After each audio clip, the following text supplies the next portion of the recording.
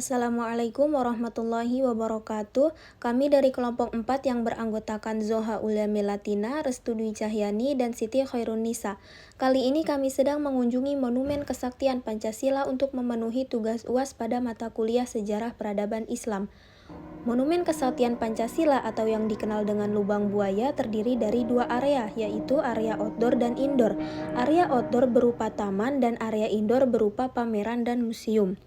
Tempat pertama yang dapat dikunjungi adalah sebuah gazebo yang di dalamnya terdapat sumur tua yang dikenal dengan nama Sumur Maut.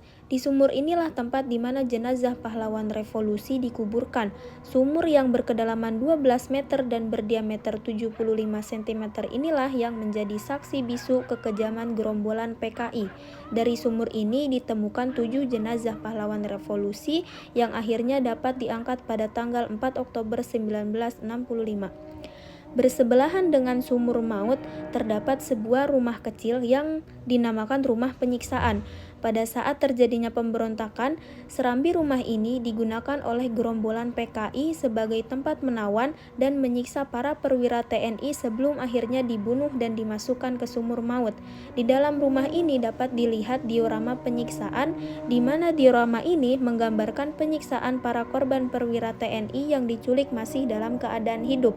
Mereka adalah Mayor Jenderal TNI R. Suprapto, Mayor Jenderal TNI S. Parman, Brigjen TNI Sutojo Siswomiharjo, dan Letu Pierre Andreas. Tidak jauh dari rumah penyiksaan, terdapat sebuah rumah yang dijadikan sebagai pos komando. Rumah ini dipakai oleh pimpinan gerakan yaitu Letkol Untung dalam rangka mempersiapkan penculikan terhadap 7 Jenderal TNI Angkatan Darat. Barang-barang yang ada di dalam pos komando ini pun masih dipertahankan keasliannya, seperti bala yang ada di kamar depan, mesin jahit, bangku, meja, lemari, dan lain-lain. Tidak jauh dari pos komando, terdapat Monumen Kesaktian Pancasila. Monumen ini menggambarkan 7 pahlawan revolusi yang berdiri dengan latar belakang sebuah dinding setinggi 17 meter, dengan hiasan patung Garuda Pancasila di belakangnya. Dan 7 pahlawan tersebut merupakan korban yang dimasukkan ke dalam Sumur Maut. Tempat selanjutnya yaitu Museum Pengkhianatan PKI. Museum ini berisi diorama yang menceritakan sejarah pemberontakan PKI yang terjadi di wilayah Indonesia.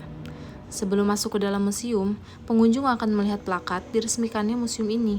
Setelah masuk ke dalam gedung, terdapat 3 buah foto mozaik, yaitu foto korban keganasan PKI di Madiun, foto penggalian dan pengangkatan jenazah pahlawan revolusi, dan foto sidang mahkamah militer terhadap tokoh-tokoh G30S PKI. Di dalam museum ini terdapat bermacam-macam diorama yang berhubungan dengan pemberontakan PKI di setiap daerah di Indonesia. Selanjutnya, terdapat ruang benda bersejarah atau relik. Ruangan ini berisi berbagai macam barang peninggalan para pahlawan revolusi, terutama barang pribadi milik mereka dan juga pakaian yang mereka kenakan pada saat mereka diculik. Tidak hanya itu, di ruangan ini juga terdapat riwayat hidup singkat pahlawan revolusi, foto-foto pribadi, dan foto jenazah setelah dikeluarkan dari Sumur Maut. Di ruangan ini juga terdapat sepeda patroli milik agen polisi 2 Sukitman dan masih banyak benda sejarah lainnya. Di area ini juga terdapat beberapa koleksi kendaraan. Yang pertama, terdapat sebuah kendaraan yang digunakan untuk membawa jenazah pahlawan revolusi dari markas besar Angkatan Darat ke makam pahlawan Kalibata pada tanggal 5 Oktober 1965. Kemudian, terdapat mobil dinas Jenderal Ahmad Yani yang digunakan pada masa beliau menjabat sebagai Menteri Panglima Angkatan Darat. Di area Monumen Kesaktian Pancasila juga terdapat ruang pameran yang berfungsi untuk menyimpan foto-foto dokumenter pengangkatan dan penguburan jasad 7 pahlawan revolusi yang gugur pada peristiwa 30 SPKI.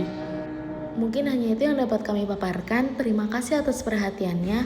Kami, kelompok 4, pamit undur diri. Wassalamualaikum warahmatullahi wabarakatuh.